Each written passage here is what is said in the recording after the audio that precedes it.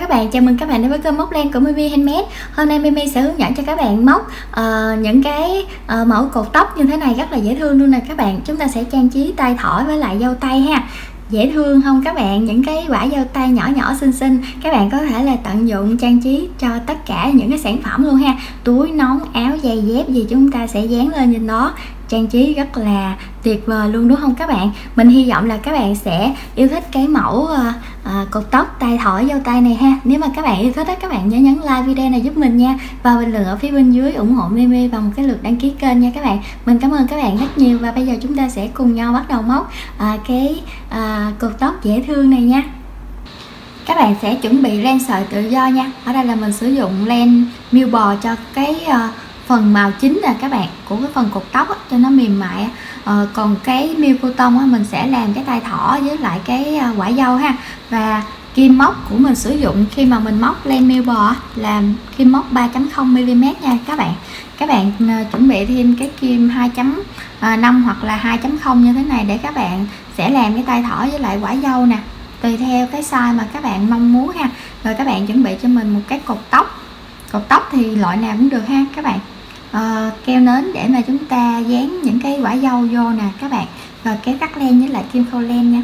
Đầu tiên các bạn sẽ cột hai cái len với lại cái cột tóc vô cho mình đi, để mà cho nó cố định lại hơn ha các bạn.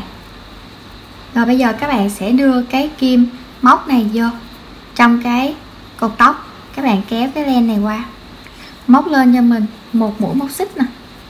Rồi bây giờ các bạn sẽ móc những cái mũi móc đơn cho mình vào trong cái cột tóc nha. 1 nè, 2, 3, 4, 5, 6, 7. Và các bạn khi mà móc các bạn kéo cho nó vô như thế này ha. Cái này nó nhỏ nè các bạn, mình làm cỡ 40 mũi móc đơn ha. Còn cái nào mà dạng thun thái á các bạn thì mình làm khoảng 49-50 mũi á. Mình đã móc xong cái vòng tròn rồi nè các bạn. Bây giờ chúng ta sẽ trượt mũi và chúng ta kết hàng ha. Các bạn móc lên cho mình 3 mũi móc xích, và các bạn sẽ móc vô cái chân móc đó luôn ha, 2 mũi móc kép nữa. Coi như là 3 mũi móc xích ban đầu là 1 mũi móc kép đó các bạn. Như vậy là chân móc này được 3 kép. Chân thứ hai các bạn cũng sẽ móc 3 kép luôn nha. Mỗi chân móc các bạn sẽ móc cho mình 3 mũi móc kép. Và các bạn lưu ý là các bạn sẽ kéo cái mũi móc kép của các bạn lên cao nhất có thể ha, để mà chúng ta sẽ không có cần làm thêm cái hàng nào nữa, để mà chúng ta có thể là để cái quả dâu vô là nó vừa luôn nè các bạn. Đó, như vậy là mình móc cái kim 2 chấm để mình làm cái trái dâu nó nhỏ nhỏ để mà mình dán vô luôn ha, để mình không có cần làm thêm một hàng nữa cho hao len ha. Rồi bây giờ các bạn sẽ móc cho mình mỗi chân móc là 3 mũi móc kép tới cuối hàng luôn nha. Rồi cuối hàng rồi mình sẽ gặp lại các bạn. Mình đã móc tới cuối hàng nè các bạn. Bây giờ chúng ta sẽ trượt mũi vào cái chân móc đầu tiên ha, rồi kéo ra cái đoạn len này và các bạn sẽ cắt len. Rồi bây giờ các bạn sẽ lấy cái kim khâu len ra để chúng ta sẽ giấu cái phần len thừa này nha các bạn. Bây giờ nó sẽ uốn cong như thế này nè. Một lát nữa mình sẽ điều chỉnh cái phơm nó lại ha. Rồi bây giờ các bạn sẽ đưa nó qua cái chân móc kế bên, rồi đưa nó xuống phía dưới này, đưa nó vô mũi móc, rồi chúng ta sẽ cắt len, cắt cái cọng trước đó nè. Rồi bây giờ chúng ta sẽ canh chỉnh nó lại ha, nhẹ cái mũi móc này nó ra để nó khít quá cái nó uốn lượn á. Rồi bây giờ các bạn sẽ nè làm như thế này cho mình nè. Đó, cái chỗ nào dày quá các bạn sẽ uốn cong kéo nó ra ha, để chúng ta làm như thế này nè, để một lát nữa cái chúng ta sẽ dán cái quả dâu vô trong đây. Thì một cái cột tóc vậy đó, các bạn thích bao nhiêu cái quả dâu thì các bạn cứ bắn keo vô chỗ này, rồi các bạn sẽ ốm lên nha. Rồi đó, rồi cái chỗ này nè mình sẽ làm cho nó Nếu mà các bạn không có làm cái tay thỏ thì như đây các bạn sẽ móc cái quả dâu rồi các bạn sẽ để lên còn các bạn sẽ móc cái tay thỏ thì mình sẽ hướng dẫn cho các bạn ha, hướng dẫn cả quả dâu và tay thỏ luôn nha. Rồi bây giờ lấy len của tay thỏ ra đi các bạn hạ size kim xuống để cho cái tay thỏ cứng cáp hơn ha, làm cùng loại len cũng được nha các bạn. Rồi bây giờ các bạn sẽ tạo cho mình một cái vòng tròn nè, đưa kim móc vào vòng tròn, kéo len qua, móc lên cho mình 3 mũi móc xích ha.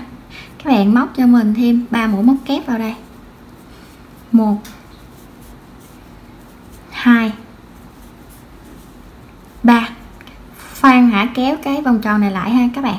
Rồi các bạn sẽ quay ngược cái đầu móc này lại, đâm kim vào cái chân móc đầu tiên, kéo len qua, móc một mũi móc đơn cho mình lên 3 mũi móc xích ha. Rồi các bạn sẽ móc thêm một mũi móc kép nữa vào cái chân móc này. Đó, cái chân móc đầu tiên là chúng ta đã có 2 mũi rồi nè. Chân móc thứ hai các bạn sẽ móc 2 mũi móc kép nữa cho mình. Chân móc thứ ba nè là chân móc này nè, các bạn móc một mũi móc kép. Rồi cái chân mà ở phía bên ngoài luôn nè, các bạn đâm kim qua cái chân phía bên ngoài, móc cho mình một mũi móc kép nữa ha. Như vậy là hàng thứ nhất chúng ta sẽ có là 3 xích với 3 kép. Hàng thứ hai chúng ta sẽ có nè 3 xích với lại 5 kép là 6 mũi rồi ha. Rồi bây giờ các bạn sẽ quay ngược cái đầu móc này lại, đâm kim vào cái chân móc đầu tiên, các bạn móc cho mình một mũi móc đơn lên 3 mũi móc xích. Rồi các bạn sẽ móc vào cái chân móc thứ hai một mũi móc kép, chân móc thứ ba một mũi móc kép, chân thứ tư một mũi, chân thứ năm một mũi. Rồi cái chân móc thứ 6 ở phía ngoài này nè, các bạn móc cho mình một mũi. Đó, dễ thấy nè.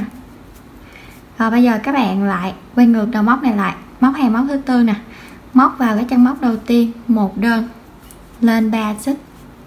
Rồi các bạn móc vào chân móc thứ hai một kép, chân móc thứ ba một kép, chân móc thứ tư một kép. Rồi bỏ qua cái chân móc thứ năm, móc vào cái chân móc thứ 6 này nè, một kép.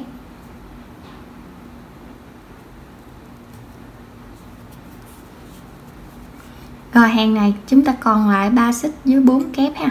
Các bạn lại quay ngược đầu móc này lại, các bạn sẽ đâm kim vào cái chân móc đầu tiên, móc một đơn lên 3 xích.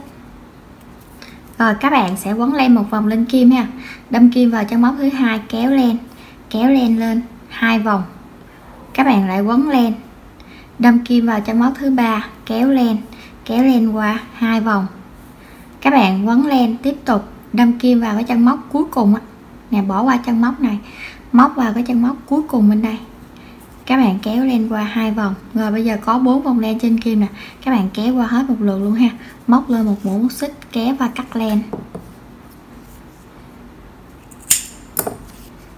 Rồi như vậy là chúng ta đã có được một cái tay thỏ ở phía bên đây rồi nè. Rồi các bạn sẽ lật ngược nó lại nè. Rồi các bạn sẽ đâm kim vô cái vòng tròn này ha, các bạn lại kéo len và các bạn lại làm y hệt như phía bên này. Rồi móc lên 3 mũi móc xích nè, các bạn lại móc cho mình 3 kép. Rồi mình sẽ móc chung với các bạn luôn ha, để thôi các bạn quên nè. Rồi bây giờ các bạn sẽ kéo cái cọng dây bên đây nè cho nó khít lại. Rồi đó, như vậy là chúng ta đã nối được hai cái tay thỏ nè.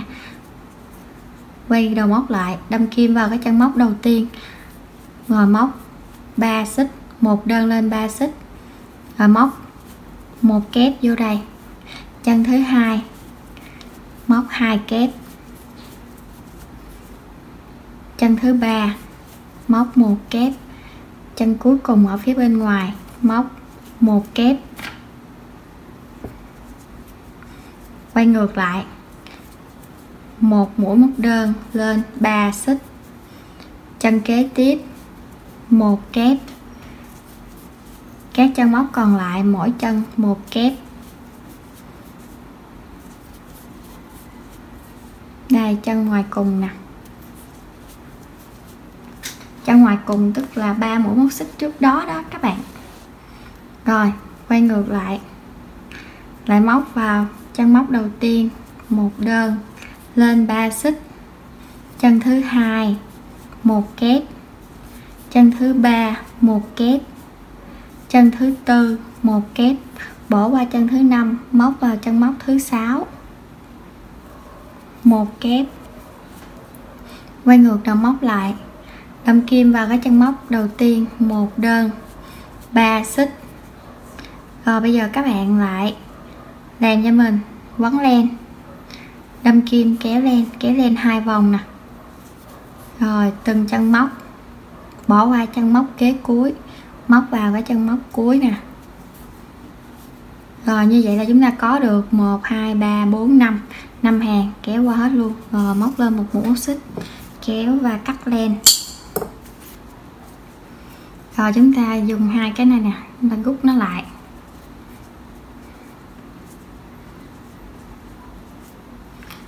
Cái này hồi nãy mình chừa ra đoạn len dài mình cột nó cũng được á các bạn. Bây giờ các bạn thích cột màu trắng thì các bạn cột ha, cột màu nào cũng được hết. Rồi các bạn sẽ tìm cái điểm để mà chúng ta cột ha, chúng ta sẽ tạo cho nó bằng một cái điểm đi các bạn. Đây ví dụ như cái điểm này ha.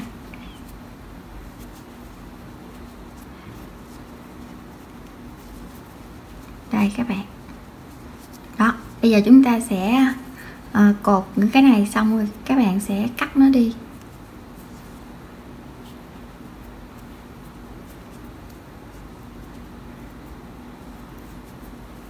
Rồi chúng ta sẽ cắt nó đi ha, làm để hồi cái mình hãy giấu len luôn, đưa nó vô trong cái điểm này. Đây điểm này đi. Rồi các bạn sẽ lấy cái len ha,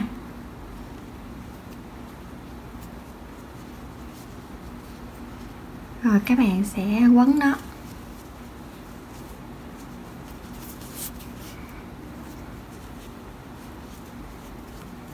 Rồi các bạn quấn vài vòng cho mình ha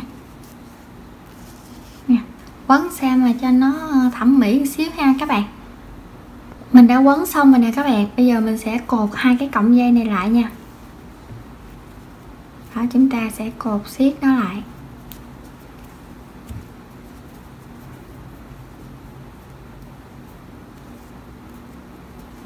Rồi một lát nữa chúng ta sẽ bắn keo ở phía sau này nè, và chúng ta sẽ ốm cái cọng len này rồi chúng ta sẽ cắt bỏ luôn ha.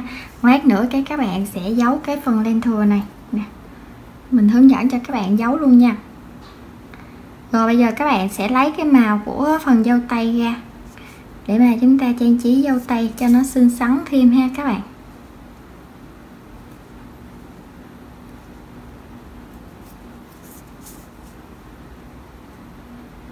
Đó, chúng ta luồn lách nó khắp nẻo đường rồi các bạn sẽ cắt. Lát nữa các bạn sẽ làm bên còn lại cho mình ha. Đó, rồi một lát nữa đi rồi mình sẽ canh chỉnh lại sau nha. Đó rồi các bạn cứ canh chỉnh lại những cái chỗ này nè, hồi nãy mình có hướng dẫn cho các bạn đó, mình làm lên xuống vậy đó. Rồi các bạn sẽ lấy cái kim 2 chấm luôn ha, các bạn sẽ tạo cho mình một cái vòng tròn nè, đưa kim móc vào vòng tròn, kéo lên qua, móc lên 3 mũi móc xích, các bạn móc cho mình 5 mũi móc kép vào vòng tròn. 1 2 3 4 5, móc lên một mũi móc xích, kéo và cắt len. Các bạn lấy cái len màu xanh ra cho mình ha. Đây các bạn, 3 mũi móc xích mình gây đầu trước đó nè, cái mũi móc xích thứ 3 đây, đầu hàng luôn nè. Các bạn sẽ đâm kim vào cái chân móc này ha, các bạn sẽ kéo cái len màu xanh qua.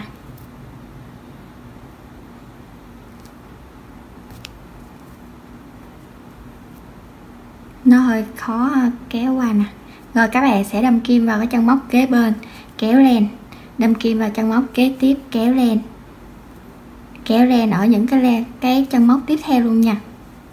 Đó, như mình nè, Rồi bây giờ chúng ta có 6 vòng len trên kim nè, kéo qua hết một lượt luôn nha, móc lên một mũi móc xích, rồi kéo ra một cái đoạn len đi, rồi các bạn cắt len, rút cái chỗ này lại cho mình nè, cái chỗ màu xanh này các bạn cũng rút lại cho mình luôn. Rồi bây giờ các bạn lấy cái ngón trỏ bên trái á, các bạn sẽ giữ cái quả dâu ha, giữ quả dâu, các bạn sẽ kéo cái vòng tròn này cho nó khít lại. Rồi như vậy là chúng ta đã tạo xong quả dâu rồi đó các bạn. Các bạn sẽ nhồi những cái len thừa này vô trong cái quả dâu luôn ha. Rồi cọng màu xanh với cọng màu vàng này các bạn sẽ cột hờ nó, xong rồi chúng ta cũng nhét vô phía trong luôn, dán cái vô cái gì cũng được hết đó các bạn, rất là tiện lợi luôn á. Rồi bây giờ các bạn sẽ mình sẽ dán cái màu hồng này vô trong cái màu vàng ha, nè bắn keo nè.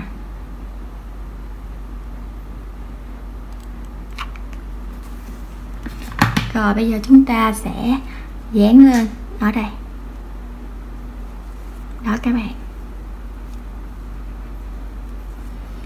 Khi mà các bạn làm tay thỏ rồi á, các bạn làm một quả dâu ở đây thôi cho nó có điểm nhấn thôi. Còn nếu mà các bạn thích nhiều quá thì các bạn sẽ làm thêm ha, mà mình thấy như vậy thì nó gồm ghề quá.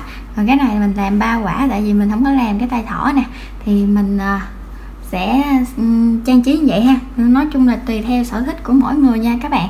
Mình hy vọng là các bạn sẽ yêu thích cái mẫu cột tóc tay thỏ dâu tay này của Mimi Handmade ha. Nếu mà các bạn yêu thích các bạn nhớ nhấn like video này giúp mình nha, và bình luận ở phía bên dưới ủng hộ Mimi bằng một cái lượt đăng ký kênh nha các bạn. Mình cảm ơn các bạn rất nhiều luôn, và mình cũng cảm ơn các bạn đã dành thời gian ra theo dõi hết video này và thực hiện cái mẫu cột tóc này cùng mình nha. Bây giờ mình xin chào tạm biệt các bạn và hẹn gặp lại các bạn ở những clip sau nha. Bye bye.